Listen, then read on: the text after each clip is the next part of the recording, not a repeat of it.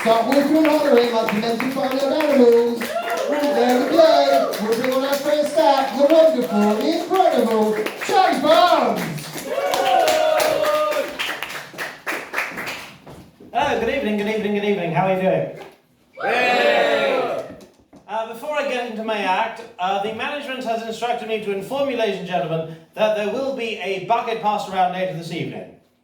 Because the toilets are clogged. Now, I am the fellow who likes to make people laugh and groan. It's a policy I adapt as both a comedian and a gigolo. And I hear it's someone's birthday today.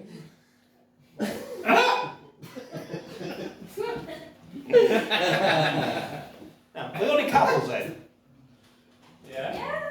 Ah, splendid. Now, they say personality counts in a relationship. That's what strengthens it, makes it last and grow and all that. Well, my girlfriend's schizophrenic, so I'm sport mature. So, if your partner's schizophrenic and you're having sex with them, is it adultery or an orgy? I got two reactions to that joke, one positive, one negative, and they're from the same person. So, funny enough, I went to Blackpool recently. I went to the pleasure beach, won a goldfish and a coconut, or as the Tories call it, school lunch.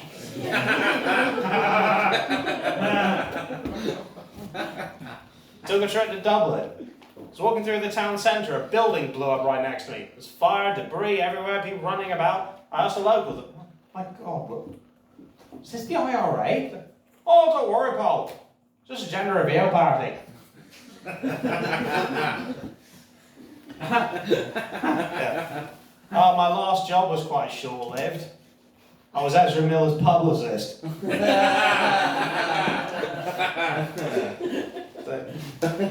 So, as a film buff, I lament the fact there were so many great movies by so many great filmmakers that never saw the light of day, like Stanley Kubrick's Napoleon, Roman Polanski's Lolita.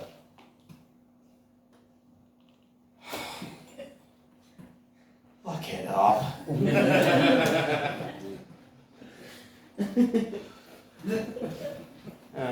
Bristol's a funny place, and you know, on my way here, I was stopped by a fella on a bicycle trying to sell me drugs. He was peddling.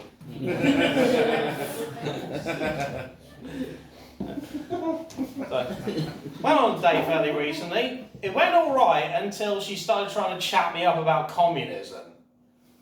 Should have seen all the red flags.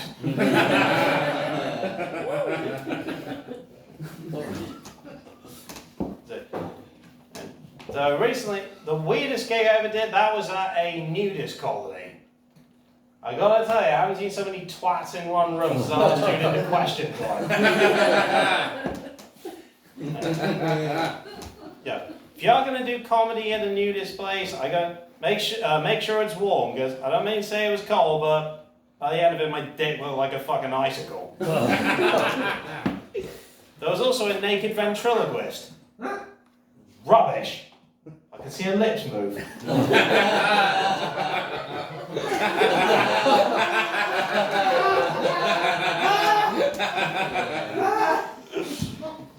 You did meet some interesting people in this game. You know, one person I actually met, Priti Patel's gynecologist. And he told me the first time he took a look up there, he shouted out, "Fuck me, there is just no end to this cunt."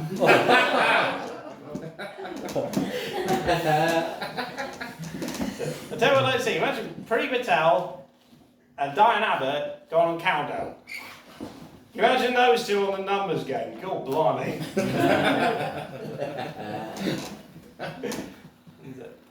So, now, 'tis the job of every comedian to know where to draw the line. Well, it goes right in there.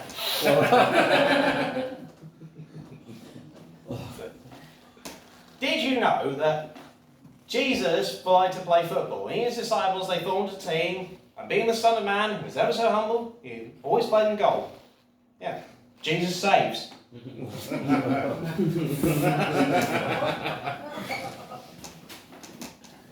Alright, so we've got people from Bristol.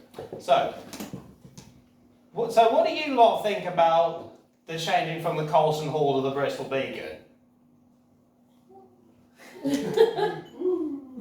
Don't all jump in at once.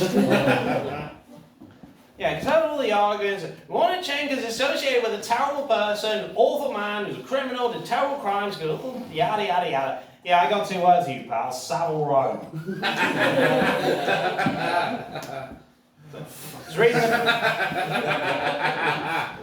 I was reading a piece in The Independent. It said, "Why I feel sorry for fans of the Spits." It's like, bitch, try being a lost prophet for that.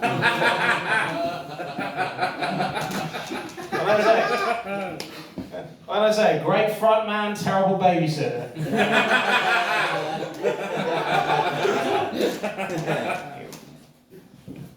Okay, has anyone ever done that thing where you're having a drink, somebody tells you a joke and you laugh and you snort and it comes shooting out your nose like that? You know what I mean? Free advice, never ever tell a joke whilst in the middle of oral sex. And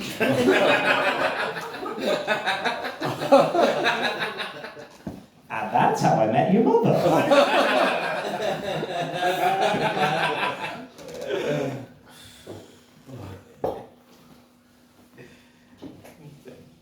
Yeah, here's some phrases I find quite annoying. Like, I read in the news that indecent assault. The star was accused of indecent assault. As opposed to what? Decent assault? Excuse me? I'm so sorry. There's one guess. Here's one that annoys me. You're having a conversation with somebody, and then, well, needless to say, and they just carry on talking. Well, if it's needless to say, what are you fucking saying then? What do I think about this? Well, needless to say.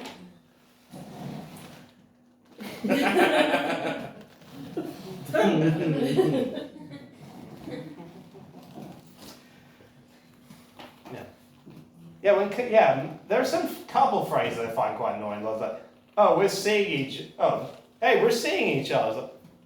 Oh, you make eye contact every now and then. Good for you. Oh, we're going out. Oh, you leave the house. Good for you. So, hi, I'm Bob, and this is my wife Tara. We coexist together.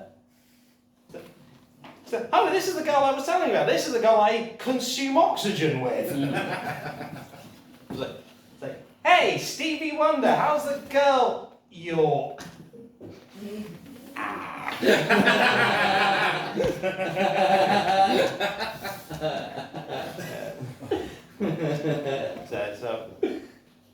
So I'm a fan of Daredevil, like, as in the comic book, the Netflix show. That I'm in 2 minds about Daredevil.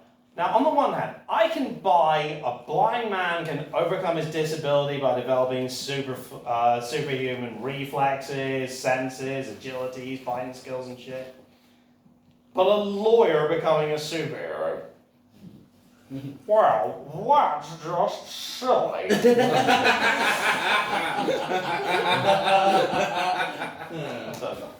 So this year we got a Batman movie out.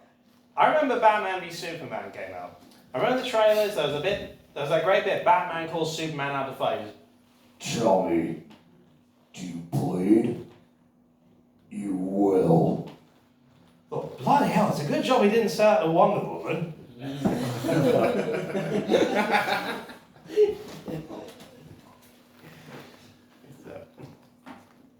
So now, I'm a hat person. Easy thing to miss, I know. Now apparently, there's something I've noticed. Apparently if you see somebody wearing a hat, it's okay to either yank it off them, or not just ask to wear it, just beg and plead, get down on your knees and say, oh, can I try your hat on? Oh, can I wear your hat, please? It's so nice, let me try it on, it's so nice. I have found out the hard way that the same exact rule does not apply to women's bras. Double standards, eh? What can you do? Hello there. That's a lovely pair of French knickers. Would you mind if I tried them on? Oh, they will go so well with my collection.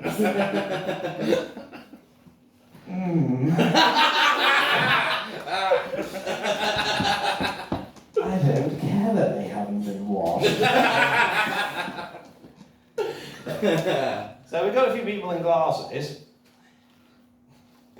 So you notice you let people wear your glasses and they always say the same damn thing. You know, it's like, wow, your eyesight's bad.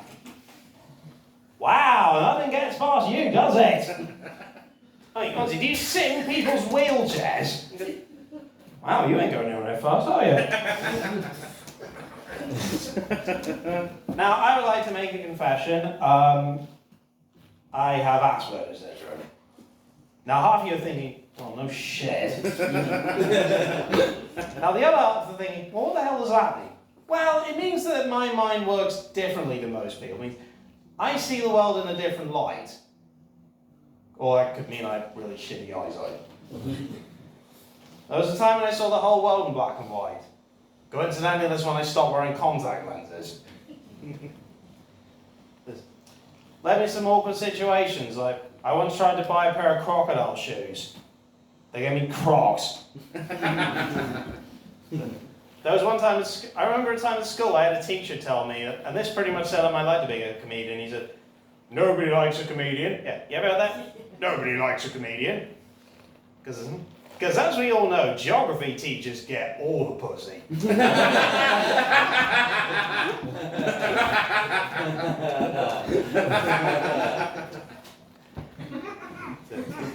So I'm also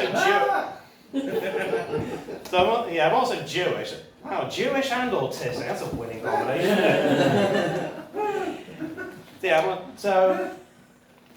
Now I'm Jewish. I always find have you ever knew the phrase grammar Nazi? I've always found that rather annoying. Because apparently being English, we insist on words being pronounced and spelled properly, and if you correct somebody on that, you're a Nazi. What? Well, because as we all know, there was a special wing in Auschwitz reserved for people who misused apostrophes. Funny enough, I once did a Jew joke, and who was in the audience but an honest-to-God ordained rabbi?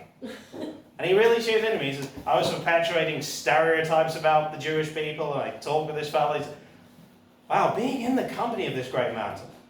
Moan, moan, moan. Never paid for his own drinks. Swine.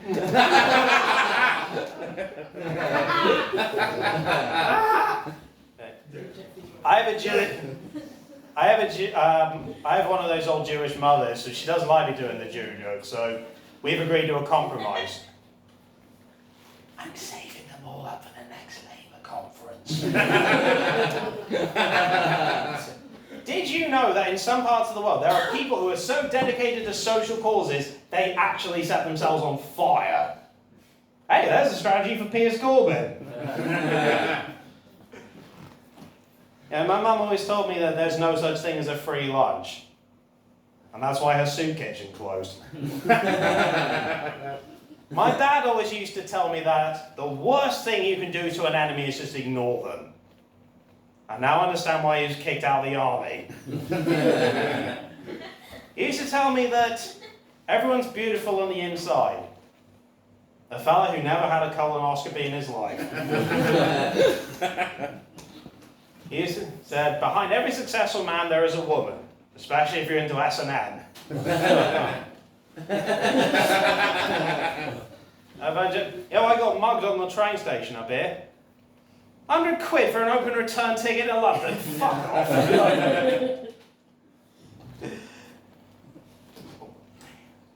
Well, folks, is this a tragedy that my comedy nights seem to end the same way as my romantic engagements? I've got to go, love. I mean, 10 minutes is almost up.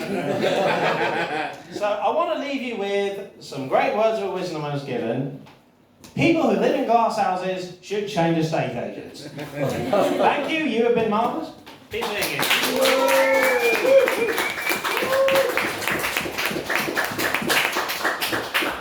Oh, give it up. up again, Charlie Park, ladies and gentlemen.